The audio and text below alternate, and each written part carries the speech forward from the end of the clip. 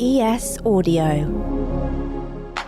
Hello, this is the Evening Standard Theatre Podcast. I'm Nick Curtis, the Standard's Chief Theatre Critic. I'm Nancy Durrant, Culture Editor. And I'm Nick Clark, Deputy Culture Editor. Coming up, we review Women Beware the Devil at the Almeida. Plus, we'll be speaking to Jenna Coleman and Josie Rourke for Lemons, Lemons, Lemons, Lemons, Lemons at the Harold Pinter Theatre. You simply don't get that time on TV, and I think working with something again in its entirety as well, like getting to tell this story beginning to end every night as opposed to, you know, picking up aspects of a story over the space of 3 months. It's a completely different muscle. What a show we've got for you. First of all, let's kick off with Shirley Valentine, starring Sheridan Smith. This is a revival of Willie Russell's very popular, multiply award-laden in its day 1986 monologue about a Liverpudlian housewife, somewhat repressed, living a fairly narrow life, who finds herself in Greece. You can see absolutely why it's a sort of natural for the stage at the moment. It's a one-woman show. It's got Sheridan Smith in it, who has a huge theatrical and TV following. She holds, I think, a fairly special place. She's sort of a nation's darling, isn't she? Yeah, she's certainly a nation's national treasure, I think. She's a nation's favourite, isn't she? I think we could safely say. And it's also the producer of this, David Pugh, has form. He revived Willie Russell's Educating Rita as one of the first shows that came out of the blocks after the pandemic. I had decidedly mixed feelings about this. What did you think? I read your review and I think I agree with pretty much every line of it, actually. It was very much, you gave it 3 stars, and it was, you know, I mean, you can kind of narrow it down to Sheridan, great, show, creaky, I think, can't you? Well, that's all we've got time for, isn't it? I think that does pretty much sum it up. It's a good fit for her, even though the show does feel desperately old-fashioned now and incredibly dated. But it requires just the sort of warmth and empathy which is very much her stock in trade. She has, I think, an almost unique ability to communicate directly with an audience. Yeah.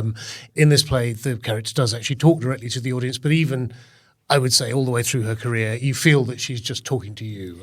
That's exactly what I thought. She's got this warmth and this kind of, particularly in something like this where she has to just simply talk to the audience, she's got this kind of conspiratorial air so that you feel like she's speaking to the people in front of her, not just the audience, in inverted commas, you know? I went on a Saturday night. It was, you know, completely sold out, and the audience were absolutely lapping it up. They loved her. And I'd say about maybe 1/4 to 1/3 of them were there basically just to worship at the altar of Sheridan Smith. Yes, yeah. And nothing wrong with that. I mean, I think that's one of the altars that is probably worth worshipping at. But let's talk a little bit about the play. I mean, it took me right back to those days of the 70s and 80s where the theatres and indeed the TV screen seemed to be full of men of a certain age mansplaining how awful women's lives were. If you think back to it, Alan Ayckbourn, Alan Bennett, Arnold Wesker and Willie Russell amongst them. And at the time, it was seen as this great sort of empathetic act of understanding and radicalism. Yeah. And I think 40 years on, it doesn't look like that anymore. It doesn't, no. It's a sort of slightly less good look, isn't it? But do you know what? It's kind of interesting because I did think, I was shocked to remember how dated it was, actually. You know, all the stuff about her kind of Neanderthal husband and, I don't know, the gender roles stuff just feels very, very tired. But interestingly, I went with a friend who very recently made a kind of big life change that she feels she should have made a very long time ago, kind of a big leap. And, you know, even for someone like me, like a child-free 40-something woman who has a really exciting job, there's still ambitions that I haven't pursued out of fear. And that message, the two of us sitting next to each other, we were kind of laughing, but we were also like, there was a lot of kind of little rueful looks and kind of hand squeezes. Yes, something that, interesting you say that, because something that really stood out for me is that Shirley Valentine basically declares that her life is over and she has completely wasted it at the age of 42. I mean, I really hope we have moved on from that was definitely that was a hand squeezer moment, without a doubt, I can tell you. Like, right, okay, fantastic. Yeah, wonderful. One of the nice things I think about it is that in a way, you see it going down a certain track and then right at the end, Willie Russell sort of pulls it away from that track. Yes. You know, she has this relationship with a Greek waiter. You know, that's all anybody knows about Shirley Valentine, is it? But the interesting thing about it is that is not the thing. It's the realisation that she has after that, and after she lets go of that relationship. That is important and is the message that sends you out of the theatre. And that I did find quite cheering at the end of it. It's interesting, Willie Russell apparently updated this, but it's surprisingly unupdated. I think partly because the sexual politics are of its era, and so are the sort of Brits abroad stereotypes. People going, "Hey Zorba, what's this on me plate?" sort of thing. You can't really update that. I mean, I hope that's out of date. One thing that really jarred for me, though, about the play was the way that she talks to the wall and then to the rock, and you just kind of think, how did he even get away with it even then in the 80s? Because it's such a clunky device, and you don't need it. It's a monologue. Obviously, she's going to talk to the audience. You don't need to keep saying, "Didn't I, wall?" Every really time. cringeworthy, It really, really takes you out of it. It does. I don't know. You just don't need it. And she does, to really ram it home, she does at one point say, "I'm scared of the life beyond the wall." Just in case, anyone out there. You can put that in a big neon sign in front of the stage. Anyway, we're sounding very, very negative about this. I mean, I did come out of it. She sells it, though. She sells every line at a premium. She holds this thing up. She is extraordinary. There was a moment that I really crystallised it for me where she pauses in the middle of cooking the egg and chips, and she's got a bottle of crisp and dry oil in one hand, she's got a pinny on, and I think she's got a spatula in the other hand, and she's remembering the single girl she used to be and says, "She used to laugh a lot, didn't she?" And it's the most awful, cringy, mawkish line, but you look at her and you think, this is the greatest moment of pathos I've witnessed in the last month on the She on the is London an stage. exceptional and very subtly brilliant actor, I think. She is, yeah. Should we quickly have a chat about the Olivier Awards? Because the nominations came out this week, didn't they? I was really pleased to see one of our favourite interviewees that we've had on the podcast so far, Rob Madge, has been nominated in Best Entertainment or Comedy Play for My Sons Are Queer, But What Can You Do?, which is lovely. Oddly enough, it's kind of in a category with My Neighbour Totoro at the Barbican. I don't really know how they're going to kind of compare that sort of elephant and orange. You always feel entertainment and comedy play is one of those slightly sort of catch-all, let's bung all the stuff we don't really know what to put a name to. Anywhere else. Absolutely. I mean, these nominations do sort of show what a fantastically broad church theatre's been for the past year, doesn't it? From My Sons Are Queer to Totoro. I mean, the fact that a single category can embrace those two. Well, and one-woman show, actually. Really. Which has sort of caught fire. Hit the West End from Edinburgh, essentially. Remind me of the name of the Liz Kingsman. That was it. And that occupied for me one of those strange states. Quite often, particularly shows at Soho Theatre, you feel they're sort of glorified stand-up routines, or a monologue that's had a bit of a side table to just the chair, so to try and turn it into a play. But that one actually, for me, genuinely did flesh out a full story, and was remarkable. There's some big heavy hitters in the best revivals. We've got Jerusalem, Streetcar Named Desire Crucible. These are hefty shows, but can you look past Jerusalem? Very good question. I mean, Streetcar has to be in with a it's got to be in with a shout, definitely. But I just feel like there's so much love for Mark Rylance's Jerusalem, and he's not going to do it again. No. Do you know what I mean? Is he not? He's talked about doing it again. He said he wants to do it every decade. So the next time he'll be 70 when he does it. Wow. So. Okay, he's not going to do it very many more times. So I don't know how many opportunities they're going to have to give him the Olivier for that revival. That is very true, very true. Again, broad church there, though, in that revival. Broad church in musical revival. Although I suppose, actually, Sister Act is the only remotely modern thing on there, is it? The only thing that's probably more than... a little bit thin, doesn't it, that one? But I have to say I haven't seen Oklahoma yet, and I'm really excited to see it now that it's coming to the West End. I would say that would be the clear winner. You reckon? I think so. I mean, the others were all... Actually, Sister Act was pretty poor, I thought. I think Oklahoma is a shoo-in for that one. It's that, again, has got quite a few noms this year, hasn't it? It has, yes, yeah. I mean, and indeed, of course, we got in there first. It won our award last year, so... Yeah, exactly. And Anushka Lukas is up. She's the lead in Oklahoma, and she's up for Best Actress in a Musical, although I do think out of this one... Casey Braben in Tammy Faye is probably the one to beat, because that was she was absolutely, she just sort of like thwacked it out of the park. I thought in that show. Yeah, interesting looking down some of the other characters, the supporting actor and actress. Those we've got Rose Ayling-Ellis in for As You Like It, which I thought was a lovely production in a really magical show.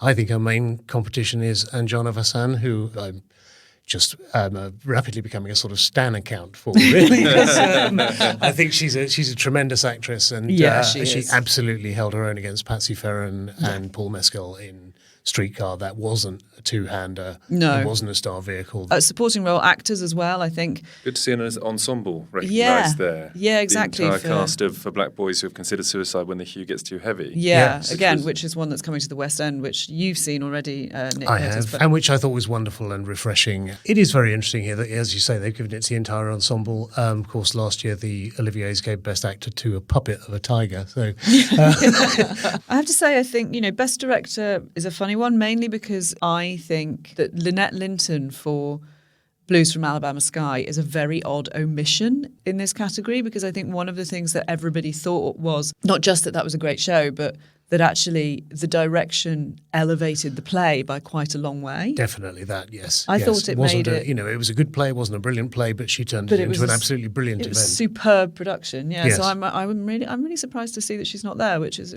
that's a shame. But yes. It's good to see the rise and rise of Rebecca Frecknell. Yes, yeah, absolutely, for Streetcar. Yes. At the Almeida, which of course is again coming into the West End. Yes, and it's again, be a good year, isn't it? Coming off the back of her production of Cabaret as well, which is now on its fifth cast, I think, sixth cast maybe. Which I'm going to go and see for the third time next week, which is pretty unusual. I rarely want to see something twice, let alone three times. So that's a testament to Rebecca Frecknell, I think. Yeah, absolutely. I think let's very, very quickly, I would say Jodie Comer for Prima Facie is probably the one to beat in Best Actress. Yep. But Strong it's a category. There's going to be a certain amount of emotion behind Patsy Ferran for Streetcar, I think, because she stepped into the role and learnt it in a matter of weeks and was outstanding in it. So I think there's going to be a sort of a certain faction. We should probably just finish up with Best Actor. Shouldn't we have a think about that? Tom Hollander for Patriots, that was great. It was, it was. But again, I think if we're talking one to beat, Paul Mescal. Paul Mescal was just brilliant in Streetcar. That kind of like feral threat that he just carries. I agree. I totally agree. But how extraordinary that we should be talking about him as the sort of the clear front runner in a field that includes David Tennant, Giles Terera, and Rafe Spall as well. True. No, it's exciting. It's exciting. I think it's going to be that one's going to be an interesting one. It's going to be very interesting. Yep, we will watch with breath bated and Shout out to Hey Dougie, the live show. My 4-year-old, I thought that was a banger. After the break, I'll be speaking to Jenna Coleman and Josie Rourke for Lemons, Lemons, Lemons, Lemons, Lemons at the Harold Pinter Theatre. We'll be back after these ads.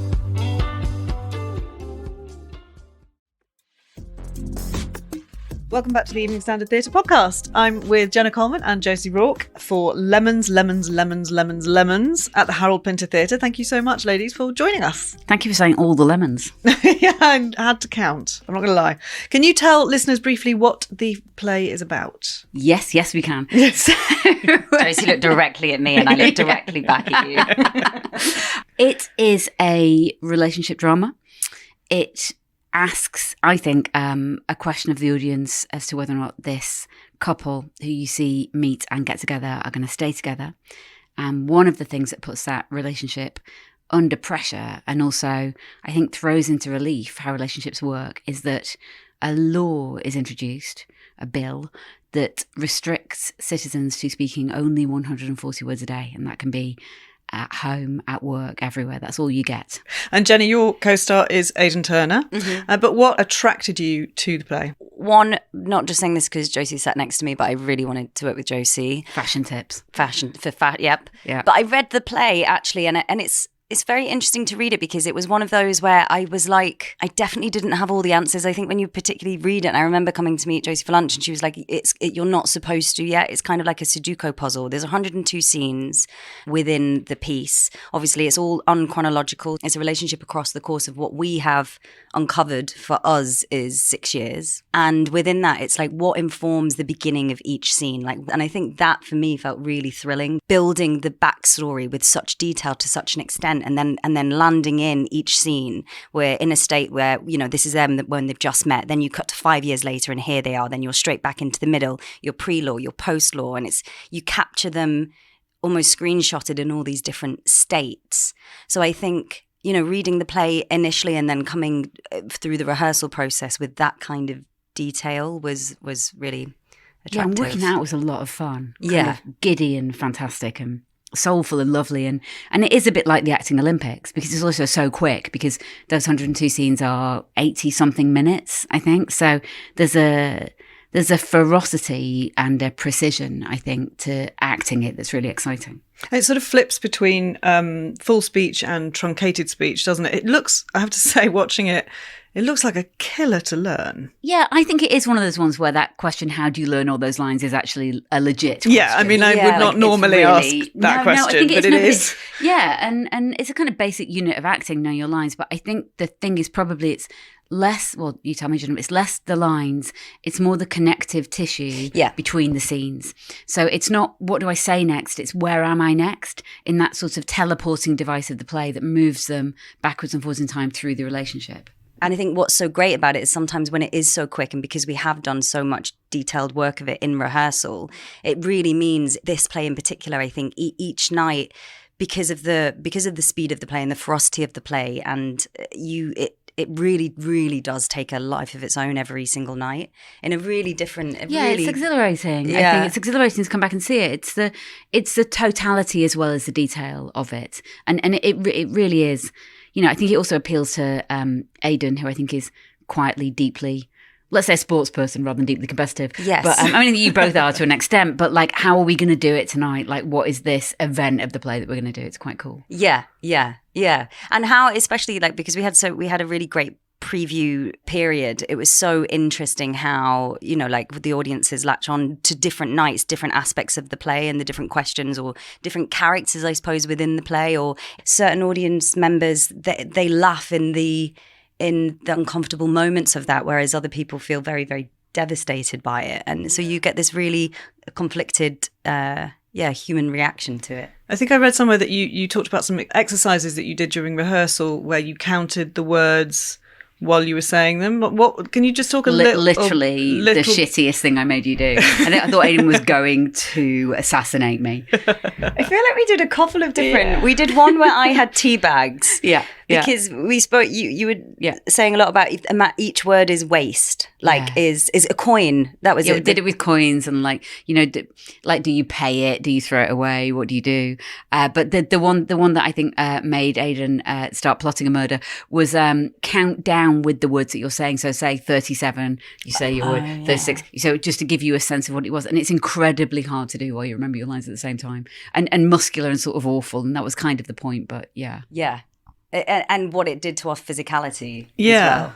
The biggest exercise we did really was pretty much kind of a week that we spent putting the play into chronological order, colour coding and titling each kind of movement within the relationship, and then also naming each scene individually. So each scene has got a title, some of which are more ridiculous than others. Yes, we can blame Sam for that. Yeah, Sam Stanley, the playwright. Jenny, you're very often seen on TV. Is theatre a muscle that you feel like you have to flex every few years? Yeah, definitely. Why? I mean, well, because whenever in TV would you even get a week to sit and talk about the play and dissect the play before you begin properly putting it up on its feet? It's like, it's a completely different, collectively as well. I think, it was all working in the room together. You simply don't get that time on TV. And I think working with something again in its entirety as well, like getting to tell this story beginning to end every night, as opposed to,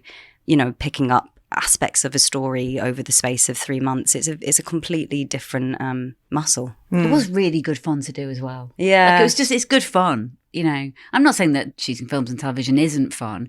It's just, it's not as, God, it's going to sound really smug, but it's not as cozy. It's not like there are 7 of you in a room just working a thing out, having the same in-jokes, who's putting the coffee on. That kind of life to it is just really nice, I think.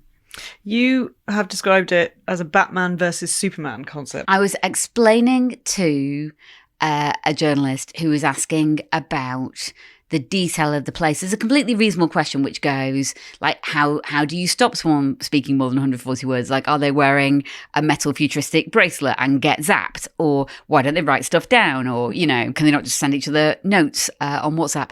And I said that's what I would call a Batman versus Superman question, which is a shorthand in my family. My brother, who I love very much, can occasionally, and it helps him in his job as a solicitor who prosecutes fraud, be very precise and quite literal about things. So my brother once drew me a diagram to explain why Batman versus Superman just doesn't work.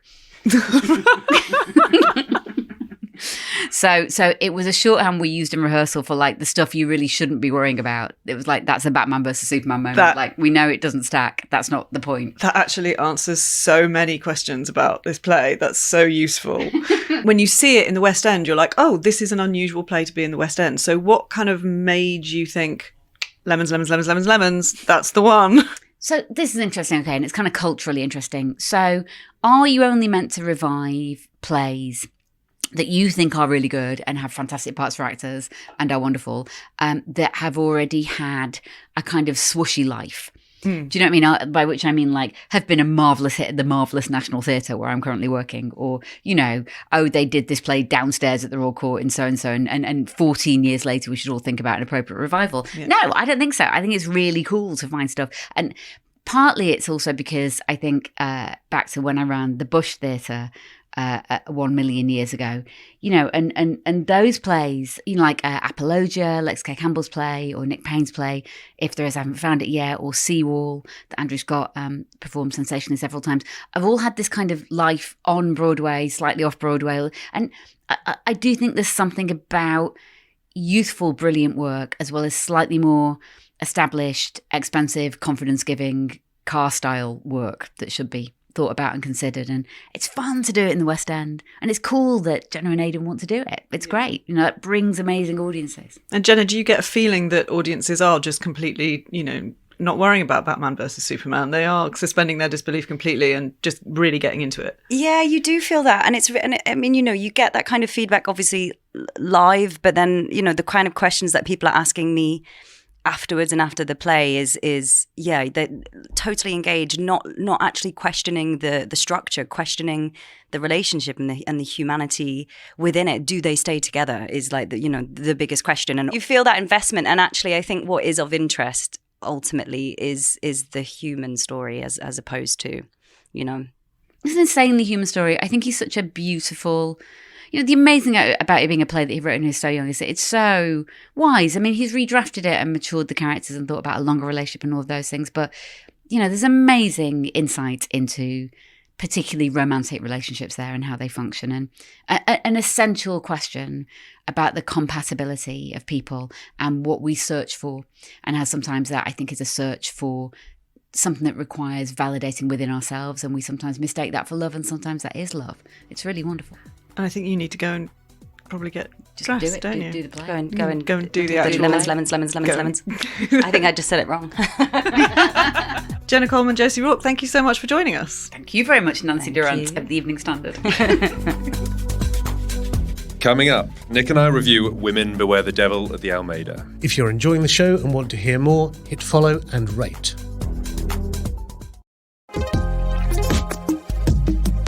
Welcome back to the Evening Standard Theatre podcast. Women Beware the Devil at the Almeida Theatre. So Nick, what's it all about? Thanks for asking. It's not exactly easy to say what it's all about. I think when I reviewed it, I said I didn't really have a sort of folk horror about the English Civil War and demonic possession and witchcraft on my bingo card for theatre in 2023, but that's what we've got here on a basic level. A sort of neo-Jacobean, folk horror-infused comic revenge tragedy? Yeah, and possibly a critique of contemporary society as well thrown in, I sort of felt, but I have to say I was as intrigued by this play as I was baffled by it. Or vice versa. I left the theatre with mixed feelings, actually. I really applaud the ambition of this play. Yeah. I thought the writing by Lulu Raczka was really fascinating. I thought there was a lot in there. It was really dense, a lot of messages in there. I didn't really get them all, and because I interviewed Lydia Leonard, one of the stars, so I read the play beforehand, so I was slightly more prepped than some of the audience around me. But even then, it feels to me like there was a lot that I left unexplored. But I loved individual moments of the writing. I really thought it left you guessing at every step of the way. I mean, it didn't really clear it up by the very end. But where something as so unusual as this, it felt almost quite experimental. Yes, yeah. Probably would surprise a lot of the general theatre-going audiences, but I think if you're prepared for a more radical style of theatre making, this might be up your street. I've got to say, a lot of the people around me were clearly baffled by it. Yeah, I think baffled is the word of the show, really, isn't it? I mean, one thing that I think, you're right about the ambition of it, and one thing that always slightly surprises me is that given theatre is an imaginative space where you can do what you like, really, you can just say to the audience, imagine anything here. How many plays are basically about ordinary people talking in rooms? Yes. There's very little that pushes the envelope of theatre. You never see horror in theatre. You hardly ever see sci-fi in theatre. I thought that when The Walk was done at the Royal Court not that long ago, that was something that was similarly ambitious, similarly flawed to this show. And Lulu Ronchka, I think, it clearly is trying to say some interesting things in not entirely obvious ways. Yeah. Possibly not even entirely obvious to her. Yeah, Possibly. maybe. Lydia Leonard's character is the mistress of a great house, and a royalist house on the eve of the English Civil War. And she obviously doesn't stand to inherit because it's her brother who's the lord of the manor or whatever. I don't know if he actually has a title, but he's the property owner. Yes, he's the lord. Yeah, and so they need an heir. So she enlists a maid. She starts as a stable girl and becomes the sort of lady's maid. Yes, that's right. Some people were sort of saying she was a servant, and she's actually sort of below a servant. Yes, she is, as you say, a stable maid. She's been accused of witchcraft. She's accused of witchcraft, and so the Lydia Leonard's character Elizabeth basically says, if you force my brother to provide me with an heir, then I'll see you right, or I'll make sure you're not hanged. Yes, and in doing so, she unleashes the forces of chaos. She does into the house. And there's some uncertainty about whether the royalist faction represents evil and the devil, whether the new Puritans are the sort of wicked faction, whether Elizabeth herself perhaps is the real devil, even though we have the devil himself on stage. Yes, he stalks. A man with horns and a tail, and who appears reading a copy of the Evening Standard at the start of the show. The second show with an Evening Standard show after the Mousetrap. There you go. It's obviously where the devil gets his Theatreland's go-to news. newspaper. That's interesting about the devil. He plays all of the men that come into the house. So Leo Bill plays the Lord. Yes. And which is, some of it's really comic and really funny, but some of it is really abusive. And so it's a very odd line to walk with his character, because sometimes you want to laugh and sometimes you just can't believe what he's done. Yes, yeah. But the devil does appear, and he then appears as all sorts of different characters, sort of invaders into the house, and I didn't quite get that. Yes. But at the same time, I think Lydia Leonard's character, she stands for conservatism, for tradition. She wants to preserve the house and her family's history at all costs. Yes. And the servant girl stands for chaos and brings in, and with the Civil War getting ever closer, it's whether they can stop the forces of change from coming in. On one level, I think it's a play about defending your privilege, isn't it? Yeah. The house stands as a metaphor for all sorts of invested power, I think, that Elizabeth and her brother have, basically. My social media feed, my theatre social media feed is divided into two camps, effectively. One which is love the well-made plays, beginning, middle and end, what you might describe as a sort of English traditional theatre audience. The other half is very much influenced by the sort of German or Eastern European tradition. I saw someone arguing on there recently that we should have pure plays that we can understand. Well, I think she'd have loved this one. That's all I'm saying. But it's quite camp in lots of ways, this play as well, isn't it? It's sort of like an old Hammer horror film. Yes, absolutely. That's the folk sort of horror that's inspired it. Absolutely. I mean, the world building is great, I think. I actually think it's brilliantly directed. Yes. I think the performances are good too. Certainly the two central female performances. I mean, I think Lydia Leonard is kind of the glue that holds it together. Definitely, yes. And she holds it together with this sort of, with a sort of tension to her performance, doesn't it? You feel the whole thing is bound up with exasperation and gritted teeth, and she's just holding the world together, basically. Her Absolutely, world. Against the forces of everything else that wants to tear it down. It's also very well designed, just to say, by Miriam Buter, who I think is a tremendous designer. This has a false perspective in it. Yes. And the bed that goes up and down. And a bed that goes up and down like a sort of periscope. Or like something. There's quite a sexual dimension to this play as well. The newly Olivier nominated Miriam Buter. We should say that.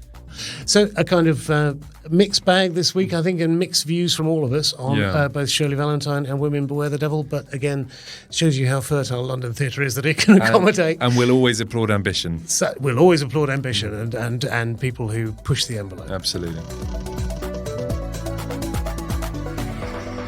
That's it for this week's episode of the Evening Standard Theatre podcast. I'm Nick Curtis. I'm Nancy Durrant. And I'm Nick Clark. We'll be back next Sunday. Make sure you hit rate, follow, and leave us a review. See you soon.